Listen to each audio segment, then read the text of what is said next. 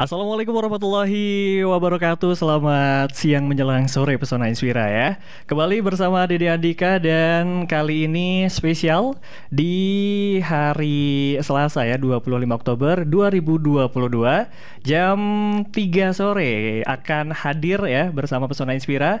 Ini dia Tangkas Tanggap Gizi dan Kesehatan Anak Stunting. Saat ini Dede nggak sendiri tapi sudah ditemani dengan narasumber yang luar biasa juga. Selamat sore semuanya. Selamat sore. Spill suaranya dulu katanya. Ya, yang pertama ini ada Kak Awe ya dan juga ada Kak Durotun sebagai fasilitator dari LPTP. Nah, sebelum lebih jauh, jadi memang Tangkas ini adalah salah satu program baru Pesona Inspira yang akan hadir setiap hari Selasa sore jam 3 ya dengan format talk show yang kami akan membahas nanti banyak sekali, khususnya ini seputar tanggap gizi dan kesehatan anak stunting, dan pastinya akan hadir selama 1 jam 3 sampai dengan jam 4 sore di Bincang-Bincang Tangkas ya. Langsung saja kita sapa kedua narasumber hari ini. Yang pertama ada Kak Awe. Halo, boleh disapa dulu? Halo Kak Dede. Iya, ini talk show yang kedua kita ya. Iya betul. Iya, dulu pertama udah lama banget ya. Bulan apa ya? Itu udah setahun. Udah setahunan ya. Udah lama banget. Iya. Walaupun sebenarnya kerjasama sama LPTP sih udah berlangsung terus ya. Iya. Iya, dan sekarang tindak lanjut lagi di Bincang-Bincang Tangkas ya. Yang kedua juga ada Kak Durotun Nafisa ya. Dari fasilitator LPTP juga. Boleh disapa dulu Kak. Oke, halo Mas Dede. Teman lama. Iya. Lama banget. Sangat lama. Sangat lama ya. Sudah lama nggak jumpa dan kali ini kita berjumpa di Bincang-Bincang Tangkas. Banyak hal yang akan kita obrolkan. Untuk itu Pesona Inspira bisa bergabung juga. Nanti mungkin ikut menyimak, bisa di streaming juga langsung di www.radiopesonafm.wonosobokap.go.id. Yang pengen tanya-tanya juga nanti boleh langsung SMS kali ya, karena WhatsApp-nya lagi down, atau ke Telegram juga bisa sih. Langsung aja di nomor yang sama 0823 2383 9996. Dan kita langsung membahas mungkin seputar Tangkasnya dulu ya. Ini adalah program talk show terbaru Bincang-Bincang Tangkas. Sebenarnya apa nih Kak Awe, mungkin bisa disampaikan sedikit dulu seputar Bincang-Bincang Tangkas. Oke, Bincang-Bincang Tangkas ini merupakan lanjutan dari program kami. Jadi sebetulnya program ini sudah berlangsung dari 2019 Kak Dede. Program ini merupakan programnya Danone Indonesia yang bermitrakan kami, Lembaga Pengembangan Teknologi Pedesaan (LPTP). Nah, programnya memang untuk mengedukasi masyarakat supaya lebih aware soal isu stunting ini. Nah, program siaran hari ini memang sebagai lanjutan supaya kita bisa sharing praktek-praktek baik atau pesan-pesan yang sebenarnya mungkin jarang kita dengar. Nah, mungkin bisa kita sharing di sini gitu. Oke, luar biasa. Sebelum lebih jauh ya, mungkin pendengar baru masih asing sama LPTP ya. Iya. Sebelumnya mungkin LPTP-nya dulu nih. Oke. Boleh, siapa? Apa? LPTP-nya ya kami sebenarnya yayasan Nirlaba. Yang kebetulan di Wonosobo sudah hadir dari 2012 Kak Dede. Cuma pada saat itu memang kami menggarap lagi mengerjakan isu Dasrayu dulu, yang kebetulan itu adalah programnya PT Tirta Investama, Aqua Wonosobo. Nah, baru tahun 2019 karena kebetulan juga Wonosobo ditunjuk jadi 100 daerah prioritas penanganan stunting pada saat itu oleh salah dari Sekretariatan Presiden Republik Indonesia. Nah, Danone mengambil peran di situ tuh, karena kebetulan juga ada pabrik juga di sini Tirta Investama, karena kita juga sudah membangun program pemberdayaan juga. Nah, akhirnya mengambil peran di sini juga untuk karena kasus stuntingnya tinggi begitu. Oke, tapi kalau dilihat dari namanya kan Lembaga Pengembangan Teknologi Pedesaan. Iya. Tapi kita bahas seputar stunting dan juga kesehatan. Nah, sebenarnya bagaimana menghubungkan dua hal ini? Ya. Kebetulan ini juga program baru dari kami dari LPTP, Kak Dede. Memang sebelumnya kami fokus di pertanian, di peternakan dan sebagainya. Memang tahun ini kebetulan ya ada beberapa teman-teman itu memang fokus untuk menggarap kesehatan, mengerjakan kesehatan. Ini baru sekali gitu. Mungkin kalau hubungannya dengan baseline dari organisasi kami, memang di program kami memang karena memang basicnya bukan dari teman-teman kesehatan mayoritasnya, tetap ada misalnya seperti penggalakan kebun gizi seperti itu kan program pertanian. Jadi kita masih bisa masuk di beberapa lini gitu. Oke, jadi sebenarnya ada program-program yang mendukung ke stunting itu ya awalnya ya. Iya. Oke, luar biasa. Nah, Lembaga Pengembangan Teknologi Pedesaan Surakarta, kalau di Wonosobo berarti sifatnya stasiun kerja. Stasiun kerja. Iya. Oke, ada kantornya ya? Iya, kantornya di Surakarta tadi. Ya. Di Surakarta, kantor utamanya. Bener sih. Kalau di Wonosobo ada tempat sendiri nggak? Kantor sendiri nggak? Ada, kantor kami kebetulan untuk tahun ini ada di Bugangan kan. Oh ya. Ya sudah dari 2018 kami di Bugangan gitu. Di daerah dekat Bundaran itu, KDD.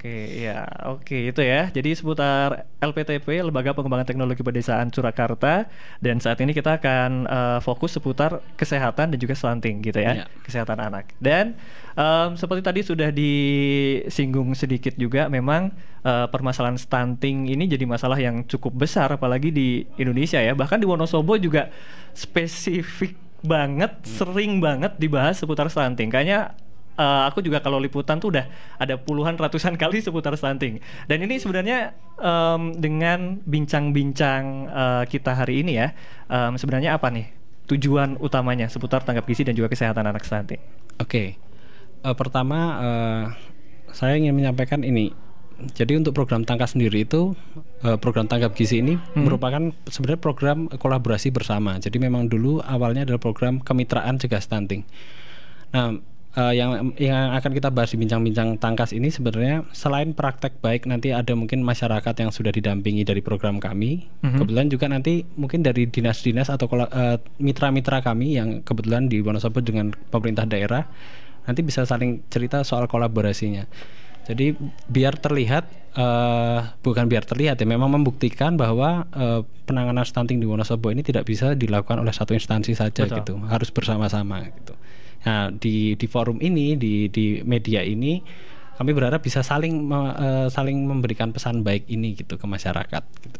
Oke, luar biasa. Nah sebenarnya kalau Tangkas ini khusus untuk Tangkasnya ya, apakah baru saja dimulai atau sebenarnya udah ada sebelumnya program-program yang sama gitu? Tangkas kalau dari LPTP baru dari 2019 itu juga pilot projectnya memang di Wonosobo ini gitu. Oke. Walaupun sekarang sudah merembak ada di Pasuruan program tanggap gizi dan juga ada di Boyolali. Nah kalau di Wonosobo memang dari 2019, tapi pada saat itu belum bernama Tangkas, dulu masih program kemitraan cegah stunting itu. Nah, yang pertama kayaknya itu ya. Yang talkshow pertama dulu kayaknya masih itu deh. Ya. Membahas seputar itu. Nah yang 2020 baru kita sudah mulai mengemas program ini menjadi tanggap gizi dan kesehatan anak stunting gitu. Oke, lalu sebenarnya kan kita udah tahu ya kalau stunting ini jadi masalah yang cukup rumit dan emang gak bisa diselesaikan sendiri. Nah kira-kira nih pihak-pihak mana aja sih sebenarnya, apalagi di dalam program Tangkas ini ya, yang harusnya ikut keikutsertaannya gitu untuk bisa ikut mengintervensi katakanlah ketika stunting ini memang jumlahnya begitu besar khususnya di Wonosobo. Oke, kalau pihak-pihak yang harus terlibat memang harus semua lini ya, Kak Didi ya, karena pihak swasta saja, kami maksudnya itu tidak cukup untuk bisa mengentaskan kasus. Bahwa bahkan dari program kami sendiri, misalnya kami hanya bisa mengedukasi kader, belum nanti ada lapisan remaja, ada lapisan banyak sekali ya, memang harus terlibat. Makanya kemarin biasanya setiap akhir tahun kita ngadain workshop, Kak Dede. Workshop itu untuk membahas program kolaborasi. Nah mungkin yang paling jelas itu di tahun ini kami ada 7 desa program. Nah 7 desa ini ditentukan dari hasil rapat bersama teman-teman pemerintah daerah. Jadi di situ ada dinas pendidikan, ada Kominfo juga, terus juga yang jelas ada DPPK, BPPPWA, terus ada dinas kesehatan juga. Jadi semua pihak terlibat, termasuk rekan kami yang dari swasta juga ada dari RSPKU. Jadi memang harus semua karena mungkin kalau dinas kalau misalnya ngomong teknis kesehatan mungkin dinas pendidikan mungkin nggak bisa masuk, tapi untuk pendidikannya itu kan juga aspek yang penting karena membuat perilaku kan harus dari cilik ya. Iya betul. Dan ini memang harus jadi konsen bersama juga ya. Betul. Bukan hal yang mudah memang, tapi bukan nggak mungkin untuk bisa dientaskan. Oke, setelah ini kita akan kembali lagi, belum kedengeran suaranya Kak Durotun ya. Habis ini kita akan ngebahas seputar stuntingnya, kenapa dijalankan di Wonosobo nih Tangkas gitu ya. Kita akan kembali Pesona Inspira. Untuk yang mau tanya-tanya boleh banget langsung gabung aja di 0823 2383 9996. Kita akan kembali usai break yang satu ini. Kembali lagi Pesona Inspira masih di bincang-bincang Tangkas, tanggap gizi dan kesehatan anak stunting ya, live dari 92,1 FM Radio Pesona Wonosobo jam 3 sampai dengan jam 4 sore nanti ya. Masih bersama dua narasumber, ada Kak Awe dan juga Kak Durotun. Nah, sekarang saya mau bergeser Kak Durotun ya, karena kita udah lama sekali nggak ngobrol. Dipertemukan lagi di sini ya, luar biasa emang. Ya, jadi seputar stunting sendiri di Wonosobo. Kenapa LPTP ya khususnya ini menjalankan program Tangkas di Wonosobo? Kenapa? Apa yang dilihat gitu? Oke, kalau dari saya pribadi ya Mas, soalnya kan saya juga masuk ke LPTP ini baru terhitung 1 tahun. 1 tahun. Sedangkan program Tangkas tadi dari penjelasan Mas Awe sudah masuk di Wonosobo sejak tahun 2019. Iya. Kalau dari yang saya baca, yang saya dengar dari obrolan-obrolan di kantor, itu salah satunya alasan Tangkas memilih Kabupaten Wonosobo untuk menjalankan programnya itu karena yang pasti tingginya angka stunting di Wonosobo. Ya, betul. Kalau dari informasi yang saya dapat itu dari 360 daerah prioritas penanganan stunting yang dikeluarkan dari menteri, saya lupa kalau untuk menterinya kesehatan kah atau ya yang berhubungan dengan stunting pokoknya gitu. Itu desa Kabupaten Wonosobo itu selalu masuk dalam kategori 360 daerah prioritas. Iya. Dan kalau misalkan dari hasil Riskesdas, prevalensi angka stunting di Kabupaten Wonosobo tahun 2018 itu kalau tidak salah mencapai 30 sekian %. Itu cukup tinggi. Itu tinggi ya? Iya, benar. karena dari target Pak Jokowi sendiri untuk tahun 2023 itu menargetkan angka stunting di Indonesia maksimal itu 14%. 14%. Iya, padahal di Wonosobo pada tahun 2018 itu masih mencapai 30 sekian % gitu. Oke. Jadi pemerintah Kabupaten Wonosobo sendiri pada waktu perencanaan tahun 2019 itu mulai membangun perencanaan untuk percepatan penanganan stunting gitu. Jadi program Tangkas ini pada tahun 2018 itu karena pemerintah Wonosobo sudah mulai melirik nih. Iya. Jadi ikut masuk untuk membantu Kabupaten Wonosobo dalam menangani percepatan penanganan stunting. Oke. Sebenarnya kalau kita melihat kan emang sebelum digemparkan terkait stunting, bahkan kadang dengar stunting juga masih bertanya apa sih stunting gitu ya. Betul sekali. Padahal hal itu udah deket banget sama kehidupan kita sehari-hari bahkan. Melihat fenomena itu ya khususnya sebagai fasilitator, sebagai perwakilan pemuda juga kalau kata Kak Awe ya. Iya. Melihat fenomena itu gimana dulu atau mungkin dengan sekarang gitu. Oke. Jujur saya pribadi baru tahu kata stunting, baru tahu pengertian stunting, baru tahu ada istilah stunting itu setelah saya masuk ke LPTP. Iya, saya pribadi jadi sebagai pemuda, salah satu pemuda di Wonosobo juga baru mengetahui stunting itu setelah saya masuk ke LPTP. Padahal itu sudah menjadi masalah bagi kabupaten itu sejak tahun 2019. Berarti kan saya juga terlambat mengetahui stunting itu gitu. Dan dari lingkungan sekitar saya juga kalau saya sedang berbincang tentang stunting itu apa gitu-gitulah pokoknya, lagi ngobrol-ngobrol membahas tentang stunting, mereka pun baru tahu stunting itu dari saya yang cerita gitu.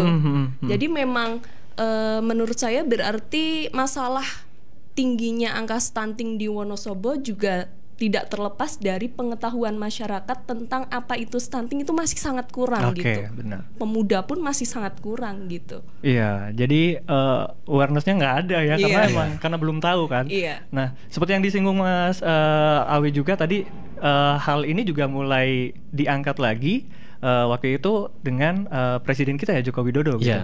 Itu sebenarnya seperti apa?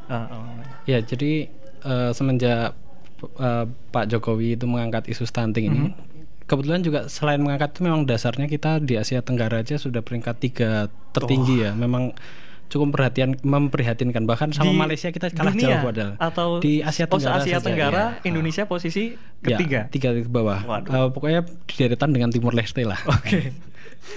Nah itu kan sungguh mengenaskan, apalagi kalau kita melihat tadi mungkin kalau kita lihat iklannya di Pesona FM juga stunting bahayanya ya. Tadi selalu diputar. Nah itu aja kalau misalnya ngomong soal kecerdasan. Nah apabila tinggi kan berarti ini akan gawat untuk di periode yang akan datang, mungkin di 2040, di mana anak-anak yang sekarang stunting yang lagi banyak-banyaknya ini yang 30% ini besok mungkin akan menggantikan posisi kita gitu. Apalagi kalau mereka tidak cerdas, mudah sakit. Nah itu kan sangat merugikan untuk bangsa kita, Kak Dede.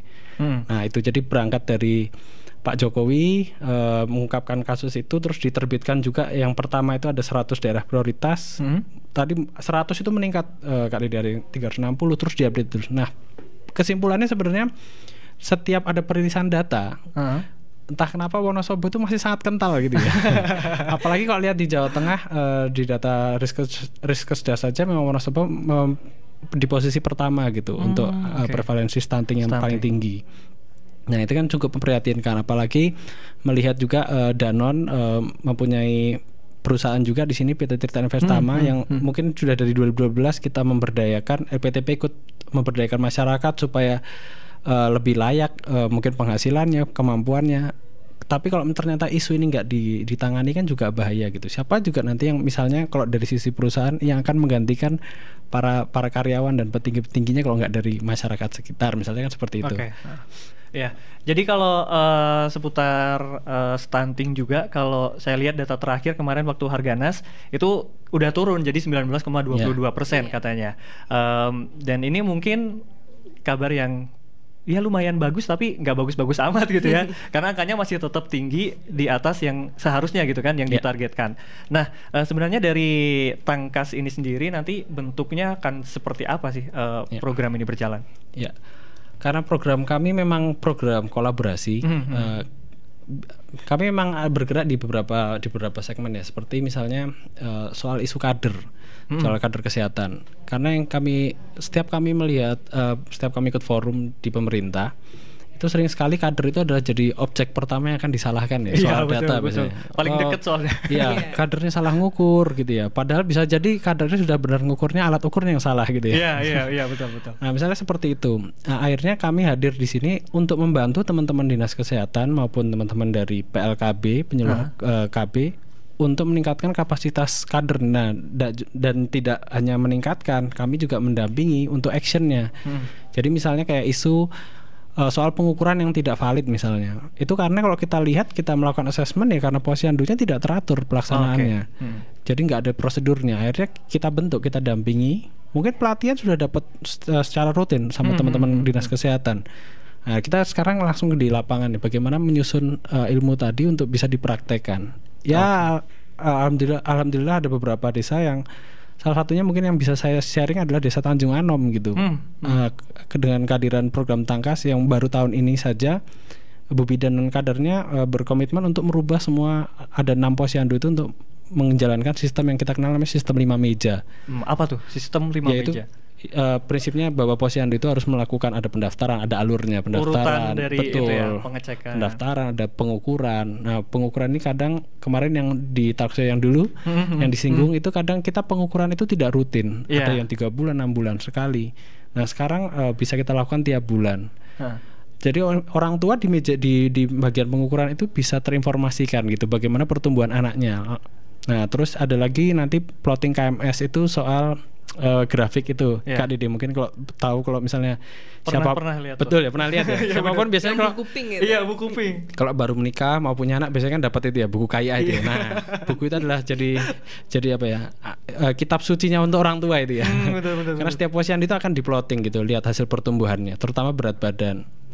Nah, terus nanti ada konseling. Nah, ini yang sebenarnya mau kita garis bawah itu soal konseling, Kak Dede, karena jujur dari beberapa desa kita sering temukan masalah orang tua itu datang di posyandu hanya ngambil PMT, diukur berat badannya, ambil PMT lalu pulang.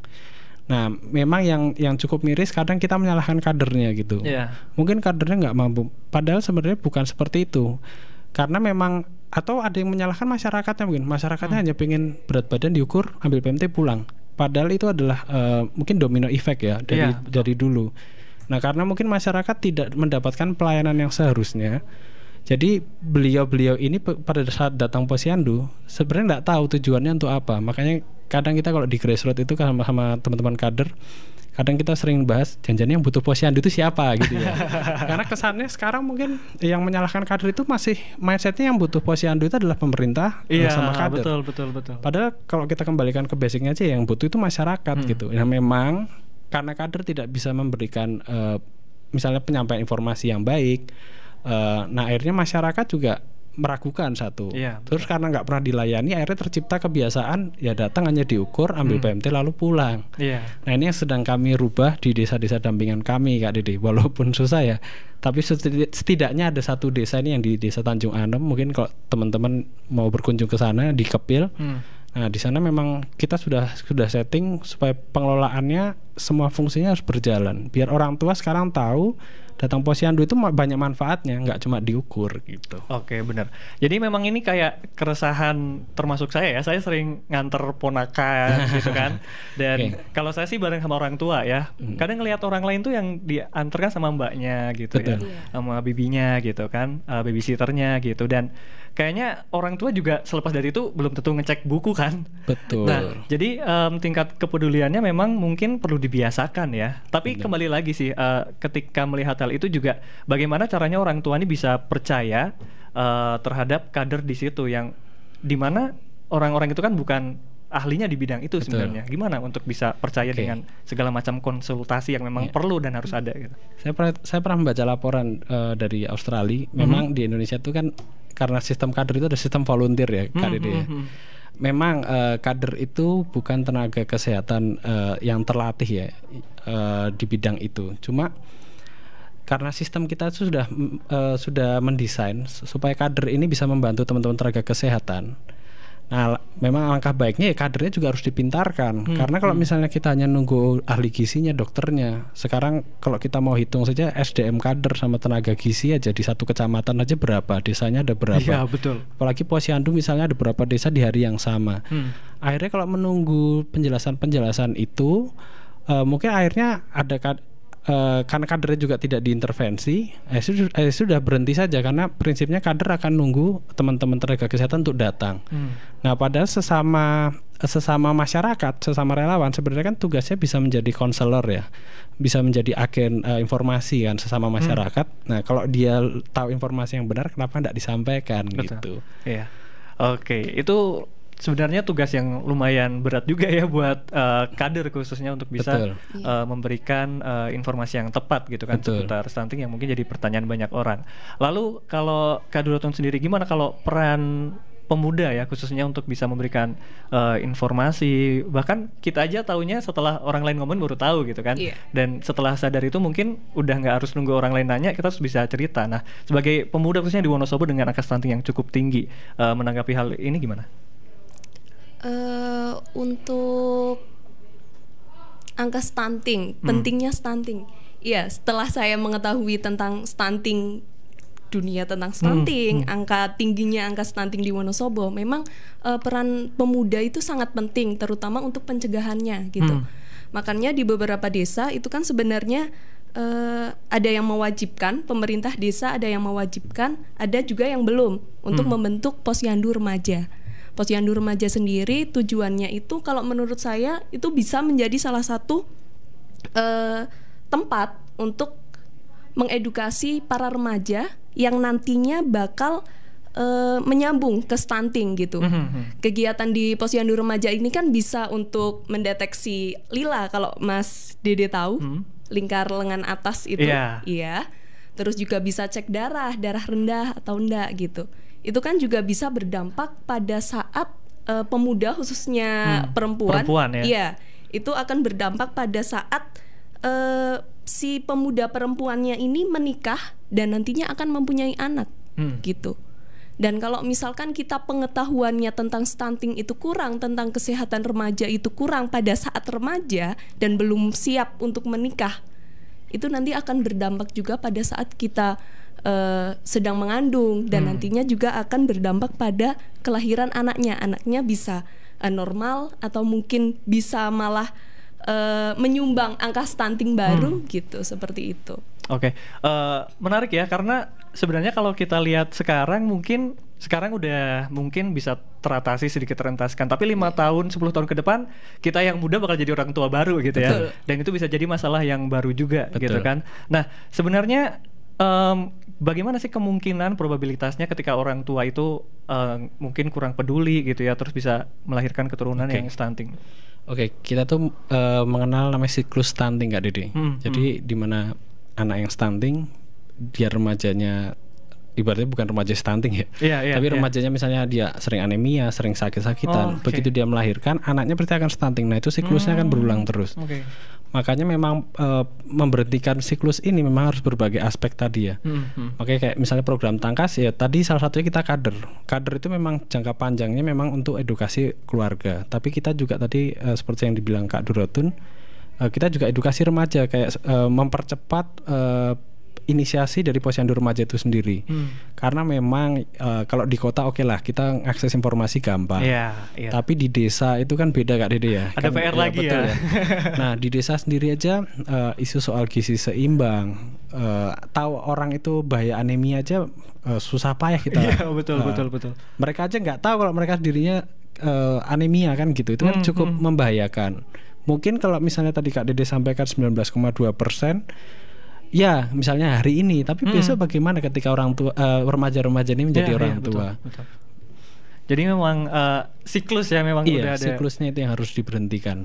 Oke, dan mungkin kalau kita cuma berdasar pada angka nggak akan selesai semudah itu ya. Karena jangka panjangnya memang mungkin jauh lebih harus diperhatikan dengan pembiasaan ataupun pola-pola hidup yang sehat itu tadi. Lalu terkait dengan Tangkas sendiri ya, untuk di Wonosobo ini apakah sudah berjalan sesuai dengan yang diinginkan? Kalau sekarang ada di berapa tempat sih, Kak? Sekarang ada di 13 desa. Totalnya dari 2019 sampai tahun ini ada 13 desa. 13 desa. Dari masyarakat gimana antusiasmenya? Praktek-praktek baik kami ya, kalau misalnya kita bilang program kami berhasil tuh kayak itu ya, disclaimer ya jadinya ya. Akhirnya mungkin saya hanya bisa meneruskan, tapi nanti lain kali teman-teman di lapangan ini akan duduk di sini untuk bercerita. Nah yang jelas garis besarnya yang kami lakukan pasti ada hasilnya gitu ya, ada hasilnya. Entah itu dia bersinggungan langsung dengan percepatan penurunan angka atau tidak, itu memang kita butuh studi lanjut.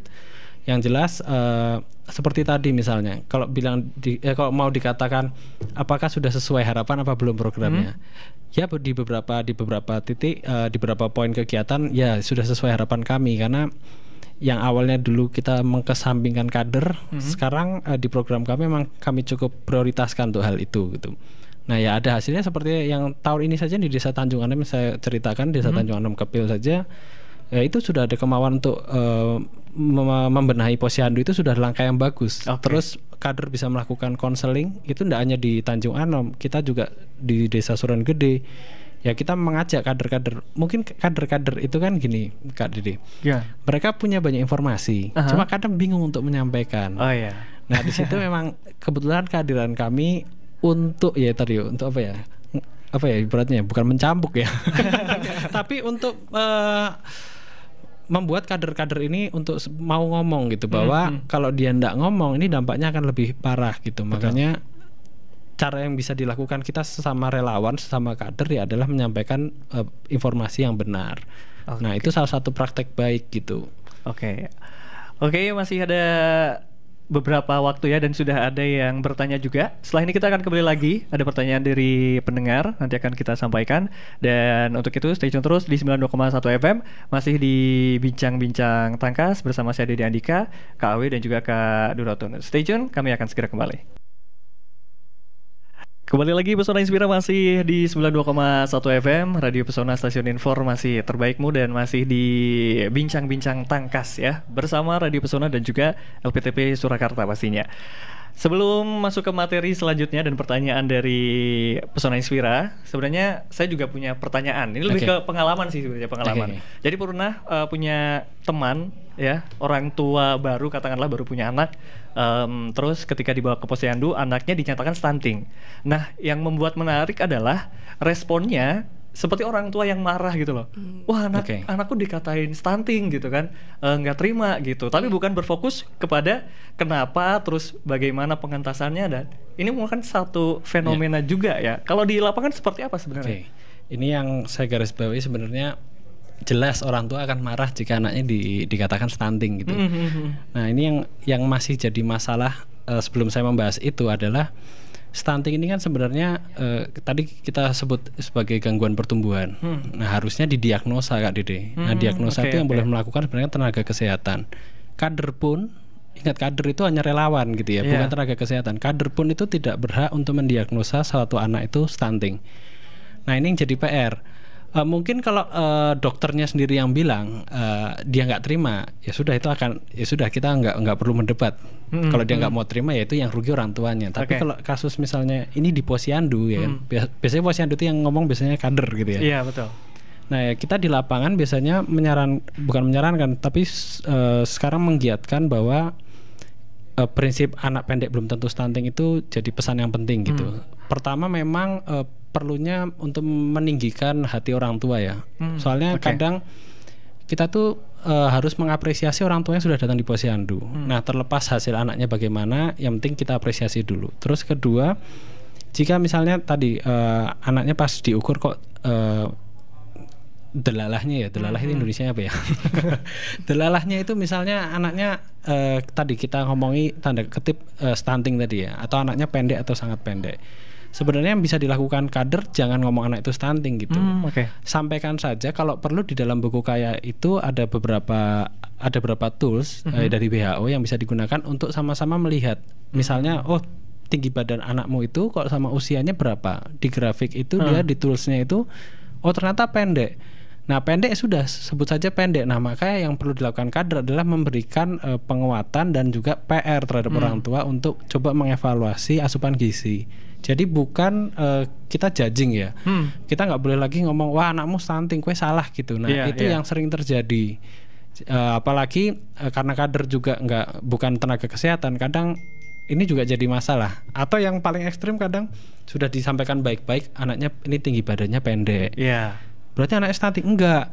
Nah, orang tua ini selalu nggak percaya sama kader. Nah, betul. Makanya ini kan sudah kebiasaan yang terjadi ya. Dalam waktu lama ini memang harus masyarakat harus diedukasi juga. Kadernya juga harus diedukasi, jadi harus jalan bareng. PR bersama banget ya. PR bersama banget. Ya, dan ini ada pertanyaan juga dari pendengar. Ini Ibu Cinta di Laksono. Jadi pertanyaannya adalah bagaimana nih kaum muda bisa juga turut memberikan edukasi kepada orang tua yang membantu pengentasan stunting, ataupun sebaliknya gitu ya. Jadi contohnya misalkan ada pemuda yang sok tahu gitu ngomongin orang tua, atau sebaliknya orang tua yang sok tahu ngomongin pemuda calon ibu gitu. Gimana menanggapi fenomena ini? Dan emang terjadi sih kayaknya ya. Oh jelas di salah satu desa kami nggak usah sebutkan nanti nggak dicari ya misalnya. Itu saja ada yang orang tuanya sudah diedukasi dan dia sadar, benar-benar sadar bahwa praktek pemberian asupan gizinya itu salah. Tapi di rumah karena dia tinggal bersama mertuanya atau orang tuanya. Nah kebetulan anak ini, si ibu ini dikontrol untuk pemberian makannya. Akhirnya dia nggak bisa apa-apa lagi. Yang harusnya dia beli telur untuk protein hewani gitu ya.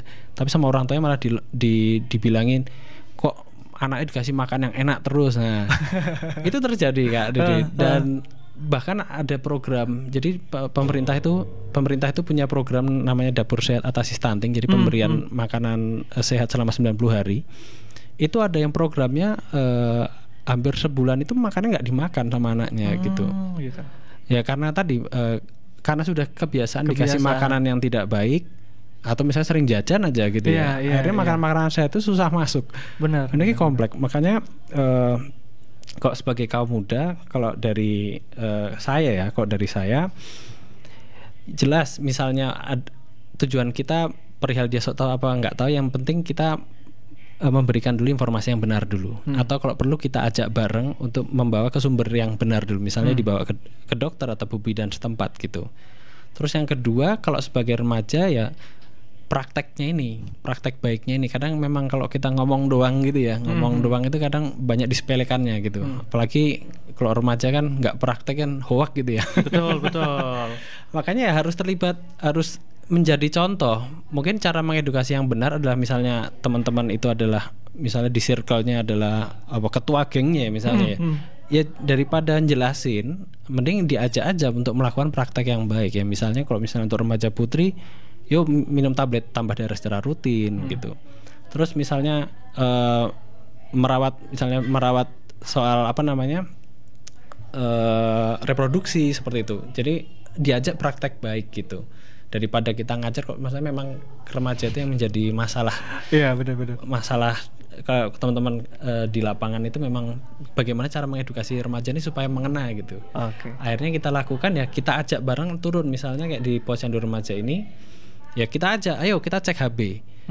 Misalnya kita cek darahnya. Oh, anak kamu anemia. Nah dari situ kita bisa ngomong nih, kondisimu gimana. Nah dia nggak bisa ngelak lagi karena sudah ada buktinya. Iya, gitu ya. Betul. Akhirnya yang kita lakukan, ayo kita minum tablet tambah darah. Ayo asupan gizinya dirubah. Nanti tiap bulan kita evaluasi.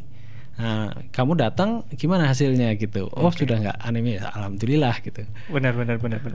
Kalau dari Kak Durotun dong, pertanyaan yang sama ya, mungkin lebih dekat juga karena perempuan ini kan betul dekat banget ya ratanya dengan hal yang sedang kita bahas. Kalau dari Kak Durotun gimana? Tentang stunting ya? Iya, tentang kadang fenomena ini. Iya. Balik lagi sih Mas, yang tadi saya jelaskan bahwa sebenarnya masih banyak banget remaja yang belum tahu itu stunting itu apa. Jadi kalau misalkan diajak untuk ikut dalam posyandu remaja dan lain-lain gitu yang berhubungan dengan kesehatan, yang berhubungan dengan mungkin dalam kita membawa embel-embel untuk pencegahan stunting gitu, mereka belum ngeh gitu. Begitupun saya waktu itu gitu, belum tahu pentingnya untuk meminum tablet tambah darah itu apa gitu.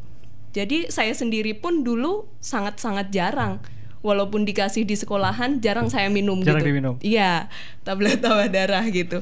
Makanya kenapa kita juga perlu sebelum kita ngomong tentang mengajak remaja untuk posyandu remaja untuk melakukan kegiatan apapun yang berhubungan dengan stunting, kita jelasin dulu nih stunting itu apa, terus bahayanya itu bagaimana, kita sebagai pemuda itu kontribusinya dalam penanganan stunting itu harusnya seperti apa, seperti itu menurut saya. Oke, karena biar dia mau ngerti itu emang harus tahu ya. Iya, harus dikasih tahu pengertian dulu. Intinya itu apa gitu. Ya walaupun saya yakin Kak Dede, mungkin banyak remaja terutama yang di daerah semakin perkotaan ya. Itu mungkin dia sudah tahu informasinya. Iya. Cuma karena isunya belum tidak ditangkap sama mereka karena mungkin mereka belum nikah, belum punya anak. Kadang kalau belum ngalamin tuh belum percaya. Soalnya kita ada beberapa cerita memang dari mantan kader PIK ya. Pusat informasi konseling remaja ya, PIK remaja itu dulu ya tahu stunting hanya disepelekan, tahu anaknya terus pendek. Nah sekarang dia lagi pusing. Akhirnya untungnya karena dia sudah mendapatkan informasi yang benar, akhirnya dia tahu harus bagaimana. Nah semenjak itu tidak lagi dia ngomong stunting itu hal yang sepele gitu. Oke. Sebenarnya pertanyaan tadi juga menarik ya. Misalkan Kak Durotun punya mertua dan mertuanya udah punya kebiasaan yang seperti yang disampaikan itu tadi.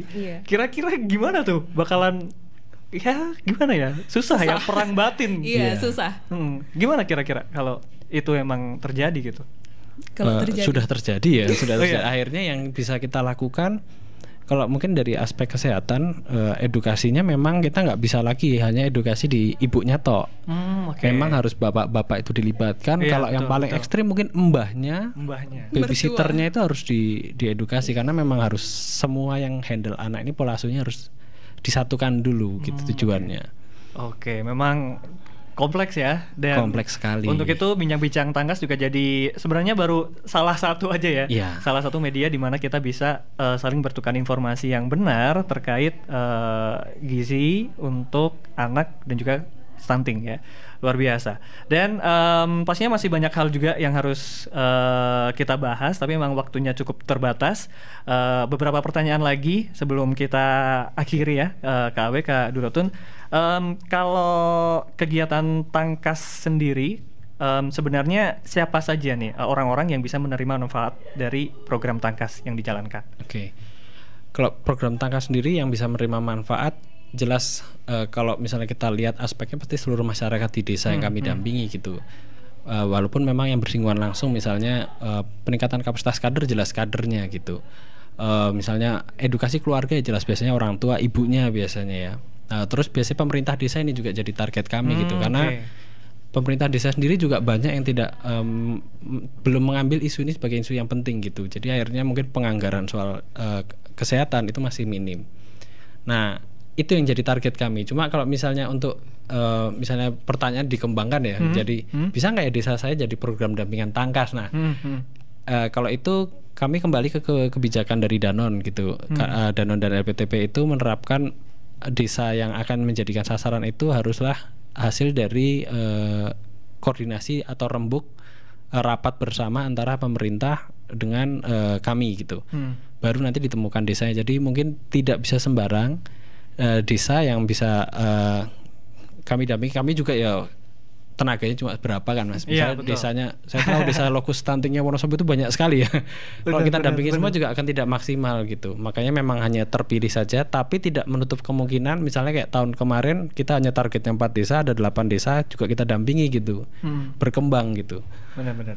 Ini ada satu pertanyaan lagi menarik dan pas banget barusan sedikit disinggung sama Kak Awe ya. Jadi dari Mas Ari di Jaraksari, gimana perannya pria, suami atau ayah khususnya untuk penanganan stunting? Bagus sekali nih. Pria itu kan biasanya di masyarakat kita masih cenderung sebagai pengambil keputusan ya, kepala keluarga.